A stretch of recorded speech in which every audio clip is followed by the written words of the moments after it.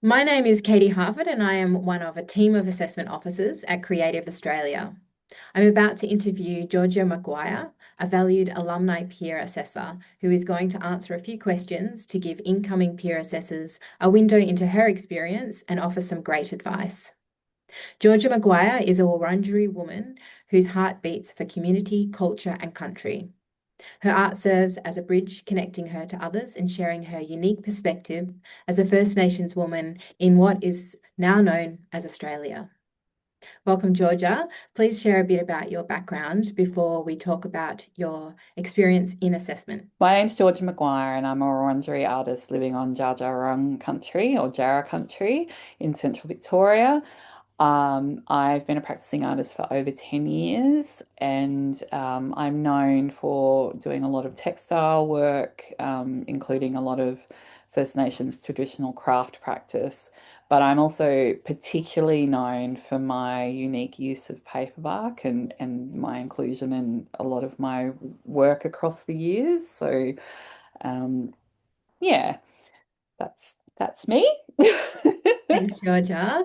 You've done a lot of assessments over, I think, the last decade, and obviously you're a valued alumni peer here. So I'd like to start by asking you to tell us about what other peers might expect when they are asked to be on a panel to assess, and the time commitment that they may need to consider. Look, I think it's really important when you're doing the assessment that, the first thing is do not leave it to the last minute. I think that it's really important to make sure you give yourself plenty of time and get onto it early, and make sure that you set yourself up with a quiet space because you're going to need access to sound and video and all those kind of things. Uh, when I do assessing, I try to allocate around 20 minutes for each application because that's generally, if it starts to get to 30, that's too much. Because, sometimes you may end up with, 60, 70, 80 applications. So, if you're doing two an hour, including breaks, etc., that's a lot of hours to get through. Um, and also, one of the things I think is really important is to make sure you've got enough time to go back and review all your scores once you've assessed everything, because you'll actually want to just check how you've ranked things, because you might find that you go, oh no, I actually like, or I think this one should have a higher score than this one, that kind of thing. So, yeah, give yourself plenty of time. Don't leave it to the last minute. Um, I think the other thing I do is I keep the scoring guide in eyesight when I'm assessing, because it means that I can refer to it as I'm, deciding what score to give each criteria. I also make sure I take a lot of notes as I'm doing it because it's a lot of information to hold in your head, and these notes are really useful in terms of when you actually do the panel meeting and for, so Creative Australia can provide feedback to applicants.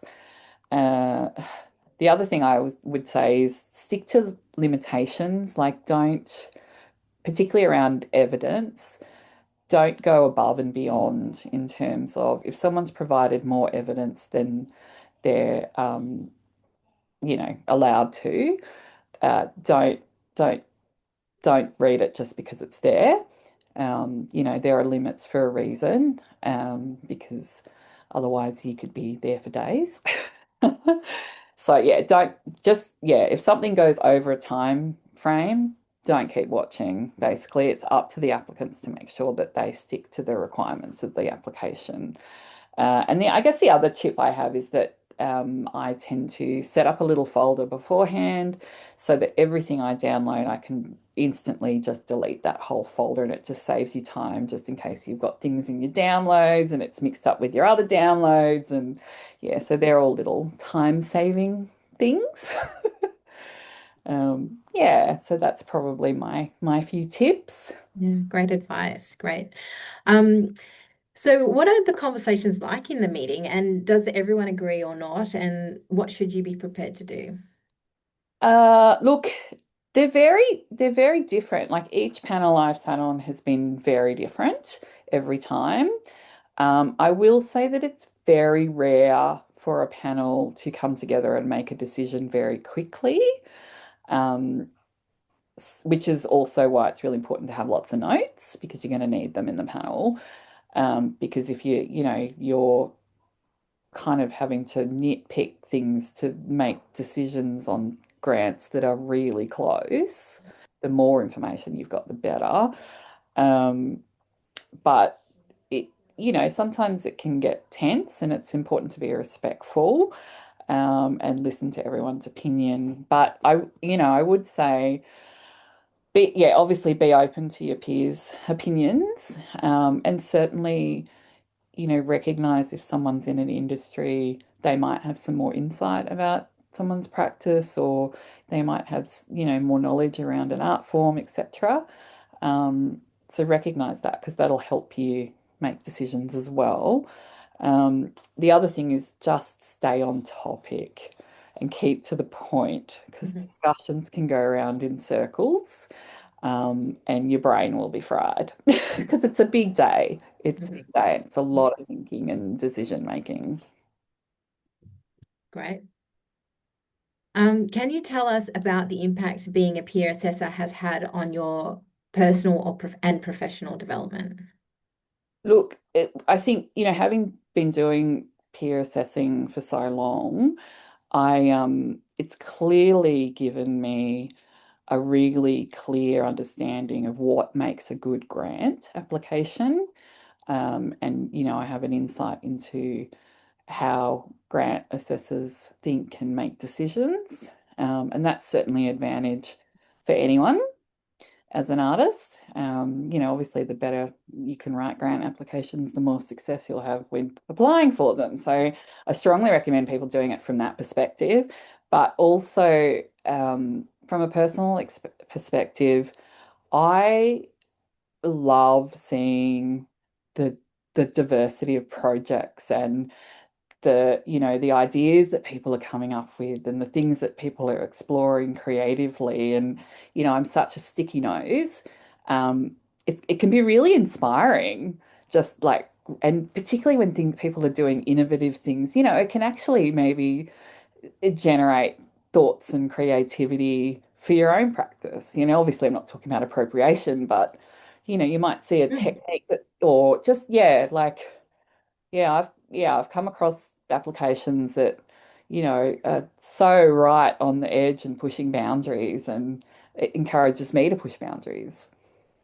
Yeah, great. So, final question, Georgia. Do you have any other advice for new assessors? And I guess what I'm looking for is your expertise is in visual arts, and obviously you bring your cultural perspective.